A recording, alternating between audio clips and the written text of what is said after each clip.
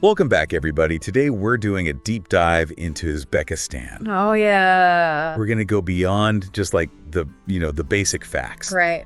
We're going to look at some pretty interesting source material today. Cool. We're going to talk about the Silk Road. Quite well. We're going to talk about a disappearing sea. Mm-hmm. We're going to talk about a culture that is so obsessed with cotton. Really? They put it on their national emblem. Wow, that's interesting. So what about Uzbekistan is so unique? Well, one thing that's very interesting geographically is it's a double landlocked country. Which means... Surrounded by other landlocked countries. That's exactly right. Oh, wow. So it's surrounded by 5 other countries that are all also landlocked. So does that make it like extra isolated? Yeah, I mean, think about it. Yeah. To get to the ocean from Uzbekistan, you got to go through at least 2 other countries. That makes trade and interaction with the outside world pretty difficult. Yeah, especially back in the day. Right. Like when there weren't cars and trains. Yeah, how did they even get around? That's a great question. And how did that shape them as a country? Well, I think what we see is that Uzbekistan's fate was very much intertwined with whatever powers controlled the surrounding land routes. Ah, makes sense. And think about, for example, the Silk Road. Yeah. Uzbekistan was right in the heart of it. So they were at a crossroads. Totally. Well, and for centuries. It's centuries. Mm-hmm. But I think also being landlocked, it fostered some unique cultural traditions Like what? and a really strong sense of resilience in the Uzbek people. They had to, right? They had to. Just to survive. So speaking of being landlocked, we kind of have to talk about the disappearing sea, What sea is that? the Aral Sea, Oh, yeah. which is like a big environmental challenge facing the region. What happened to it? It was once the 4th largest lake in the world. Really? It was full of fish, Wow. supported a huge ecosystem. Mm-hmm. For decades, the Soviet Union primarily, they diverted water for cotton production, Oh, no. which led to its drastic shrinkage. How much smaller is it now? It's a fraction of its former size. Wow. And basically what you have left is a salty, polluted wasteland. That's so sad. What are the consequences of that? So the consequences are pretty significant. Okay. We're talking about damage to the biodiversity, All right. changes to local climates, Oh. impacts to the health and livelihoods of people who live nearby. So it's pretty bad. Yeah. I mean, the dried up seabed exposes toxic dust. Oh. That leads to respiratory problems and other health issues. And it's destroyed the fishing industry too, I'm guessing? Yeah. I mean, it decimated it, which was once a source of livelihood for so many people. Right. And there was a port city, Munak. I used to be on the coast. Okay. It's now miles away from the shore. Wow. And it stands as this haunting symbol of the Aral Sea's demise. So what can be done? Well, there are some efforts. Okay. I mean, it's a reminder that human actions can have really unintended consequences on the environment. Yeah, for sure. Especially when it comes to something like water management. Yeah. Yeah. Yeah, that's exactly right. There have been some efforts, for example, in the north part of the Aral Sea. They built a dam, Okay. and that's helped to stabilize water levels, and it's even led to a little bit of a resurgence in fish populations. Oh, wow. That's great. It's a long process. Sure. It's going to take a lot of effort and international cooperation. Yeah. But it does show that with that, there is some possibility for restoration. That's encouraging.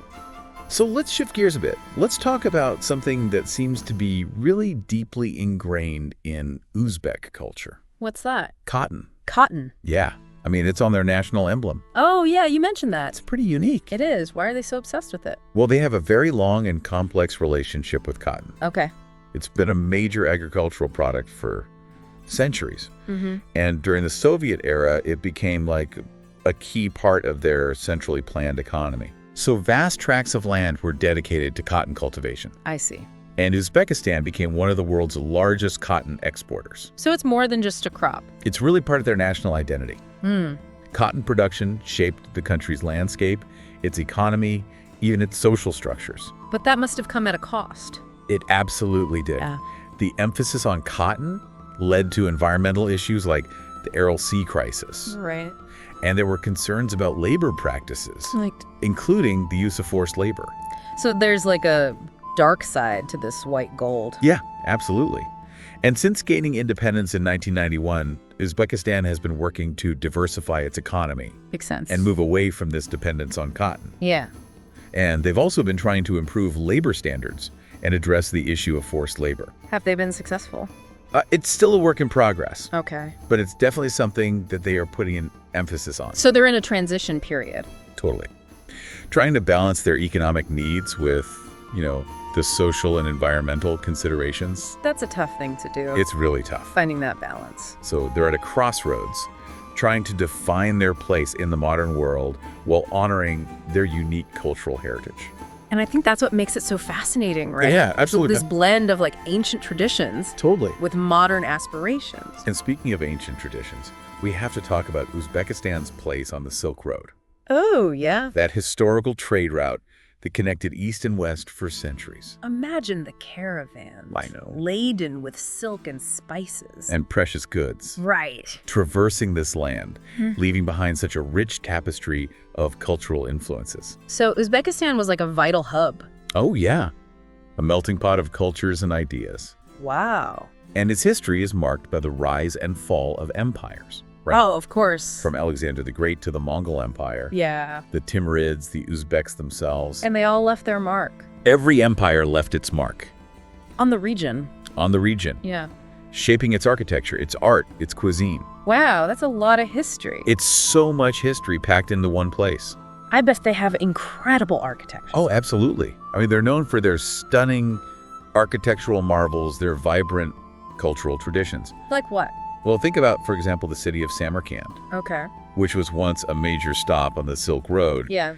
It has these stunning mosques, madrasas, and mausoleums. I mean, it's a feast for the eyes. It's a feast for the eyes. So it's a history buff's dream destination. It totally is. But it's not stuck in the past. No. It's a place where these ancient wonders coexist with modern development. Yeah. It's a country that's constantly evolving, That's so... looking to the future Yeah. while preserving this rich past. It's like a blend of the old and the new. It really is, the traditional and the modern. Yeah. So it sounds like Uzbekistan is a place where you can literally step back in time Right. and experience the echoes of ancient empires while also witnessing the dynamism of a nation on the move. It's amazing. It's pretty incredible, Yeah. and it's what makes it such an intriguing place to explore. Okay. I'm definitely hooked. Yeah, I am too. I can't wait to dive even deeper into this fascinating country. Me too. We've got so much more to cover, so stick with us. We'll be right back. Awesome. I can't wait. So before the break, we were talking about all this incredible history Yeah. and the cultural influences that have shaped Uzbekistan. Mm-hmm. But I kind of want to shift and talk about the people. Okay. Like, what are their lives like today? Well, it's interesting. You have this place where traditional values and modern influences coexist. Like Islam plays a big part in society, but there's also a strong emphasis on education Yeah. and a growing embrace of technology. So they're not stuck in the past. Not at all. They're embracing progress, but they're holding on to their traditions. Exactly. They're trying to find that balance. Yeah. Think about it. They have a literacy rate of over 99%. Really? Yeah. That was a legacy of the Soviet Union. Okay. They put a lot of emphasis on education. Yeah. But that commitment to knowledge is still there. That's great. At the same time, they're seeing this surge in tech startups. Wow. A younger generation that's eager to connect with the rest of the world. I'm trying to picture this in my mind. Okay. So we've got these cities, but then right alongside them, you've got these ancient mosques and these bustling bazaars. You got it. Is that kind of an accurate picture? You're pretty spot on, actually. Okay. Tashkent, their capital, is Yeah. a perfect example. Okay. It's this mix of Soviet-era architecture and these sleek, modern buildings. You can find trendy cafes and art galleries right next to traditional tea houses and craft workshops. Wow, that sounds really interesting. It's really a city that's rooted in its past but looking towards the future. So what about daily life for the average Uzbek? What are some of the things that define their culture, their way of life? Well, their hospitality is incredible. Oh, yeah. Like, guests are treated like royalty. They offer you the best food, the best drinks. Wow. They really want you to feel welcome. I've heard about that. Mhm. I've heard about the meals and how important it is to share food with guests. Yeah. Is that true? Oh, absolutely. And Uzbek cuisine is something else. Yeah. Oh, it's delicious. I mean, think about plov, this savory rice dish Okay. with meat and vegetables. Mm.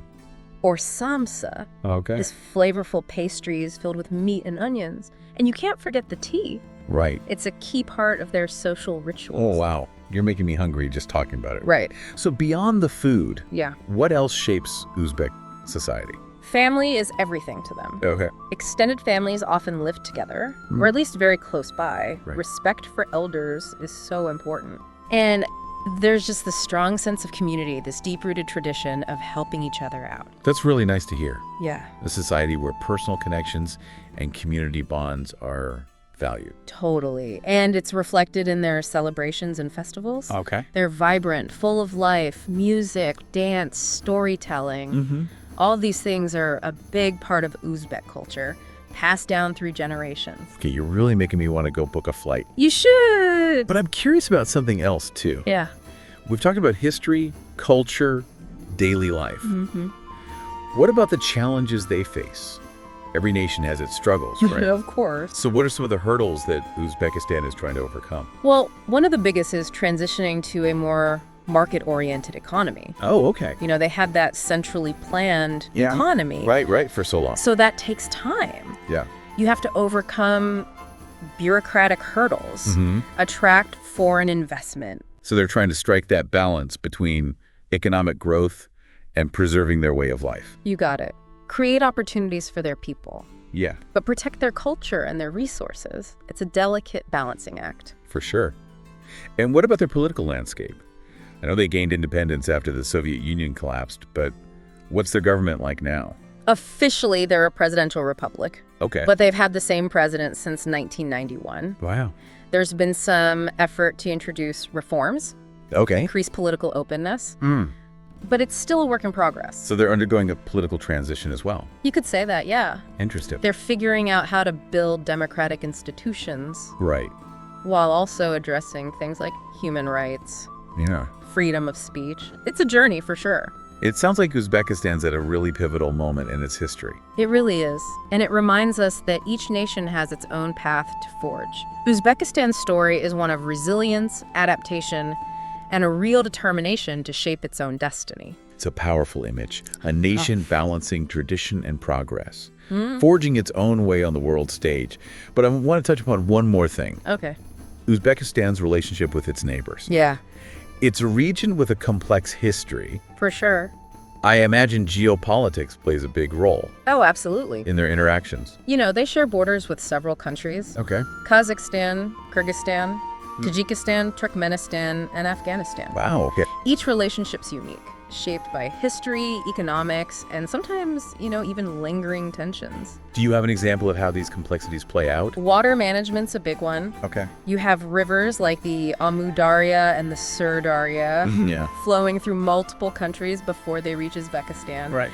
So, given what happened with the Aral Sea and the growing need for water, cooperation is really important. So it's not just about national interests. No, It's about regional cooperation. exactly. Finding solutions that work for everyone. Yeah. Which I'm sure is not always easy. Not always. It's going to be disagreements over water allocation, dam construction, environmental concerns. Yeah, that's true. But open dialogue, a willingness to compromise, those are crucial for stability and for sustainable development. So it's a delicate balancing act, right? You got it. Navigating those shared resources Yeah. and those competing interests. But are there positive developments too? There are. You have regional organizations like the Interstate Commission for Water Coordination in Central Asia. Okay. They're trying to promote that cooperation, Yeah. find solutions that benefit everyone. That's great. So they're recognizing they need to work together They are. to address these shared challenges. Yeah. And it's not just about water. Okay. They're trying to strengthen economic ties, improve transportation, promote cultural exchange. So despite these complexities, there's still that sense of shared destiny. Yeah. And that cooperation is key to a brighter future for the entire region. Absolutely. And that's what makes this region so fascinating. Mm-hmm. It's interconnected. Histories, cultures, challenges. Yeah. Uzbekistan's journey is linked to its neighbors, and their efforts will shape the future of Central Asia. It's like you said before, no nation exists in isolation. Yep. Their fates are tied together, and finding ways to cooperate, build bridges, that's more important than ever. But I feel like we've only scratched the surface. Oh, for sure. There's so much more to explore, You're right. to uncover, to understand. That's the beauty of a deep dive. Yeah. It sparks curiosity, opens Yeah. up new perspectives, Yeah. leaves us wanting to learn more. Well, I'm ready for part 3. Me too. We've still got so much to uncover, so stick with us. We'll be right back. I'm really curious about their art scene. Oh, yeah. They have such a rich history and all these cultural influences. It just seems like it would be incredible. Well, you're in for a treat. Uzbek art is really a vibrant fusion of old traditions and modern interpretations. Okay, give me an example. Well, think about their carpets. Yeah. They're intricate, with all these patterns that tell stories. Wow. They have shimmering silks embroidered with these designs called suzanis, Okay. and ceramics that are just absolutely stunning, museum quality. I've heard so much about their carpets. Oh, yeah. What makes them so special? They're not just something you walk on. Right. They're really woven masterpieces. Mhm. They're passed down through generations. Wow. Each region has its own style, Okay. using natural dyes from plants and minerals. And interesting. So you get this incredible kaleidoscope of colors. Yeah. And the patterns, they often have symbolic meanings. Oh, wow. Motifs from nature, mythology, everyday life. So each carpet tells a story, Yeah, like a piece of history. woven right into it. That's incredible. What about Suzani embroidery? I've heard about that too. They use silk threads to create these intricate tapestries, Okay. floral motifs, geometric patterns. Sometimes you even see scenes from epic poems. That's amazing. What about other types of art? Music, dance, what are those like? So Uzbek music is a blend of instruments like the dutar. The what? The dutar, it's like a long-necked lute. Okay. And the doira, which is a frame drum. You often hear soulful vocals that tell stories of love, loss, heroism. Wow. And what about the dancing? Their dances are very expressive, Okay. graceful movements, and really colorful costumes. So it seems like a trip to Uzbekistan wouldn't be complete without seeing a live performance. Definitely not. It's a chance to really see their culture come alive. Yeah, I think you're right. So speaking of seeing Uzbekistan for yourself, Yeah, we know they were part of the Soviet Union for so long, right. but how have they been navigating their independence? Well, since 1991, they've been making a real effort to attract tourists, Okay. showcase their heritage. They've implemented visa-free travel for a lot of countries. Wow, that's great. So it's easier than ever to visit. What are some of the other things they're doing to encourage tourism? Investing in infrastructure, Okay. like modernizing airports, transportation. Makes sense. They're restoring historic sites, Mm-hmm. developing new tourist destinations. So they're really putting themselves on the map. Definitely. And it's not just about the tourists themselves. Right. It's about showcasing their culture to the world, Yeah. fostering these international connections, Right. building a better future. You know, tourism creates jobs, Of course. boosts their economy, Right. helps them become part of the global community. It's a win-win for everybody. Totally. They get to share their heritage, Yeah. and visitors get to have this amazing experience. It's really a unique destination. So I'm definitely putting it on my bucket list. Me too. I can just imagine exploring those Silk Road cities, seeing those architectural wonders, really immersing myself in the culture. You won't regret it. I think you're right. It sounds like Uzbekistan really has a way of capturing people's hearts It does. and making them want to come back for more. For sure.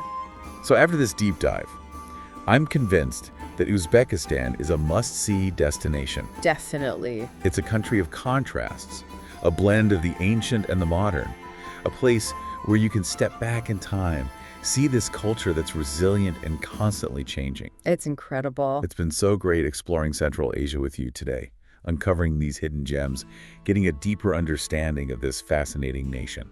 I agree. And you know, there's always more to discover out there. That's the best part. More to learn, more to appreciate. Absolutely. So to all our listeners out there, we hope you've enjoyed this deep dive into Uzbekistan. Keep exploring, keep learning, and keep those passports ready. Happy travels, everyone. Until next time.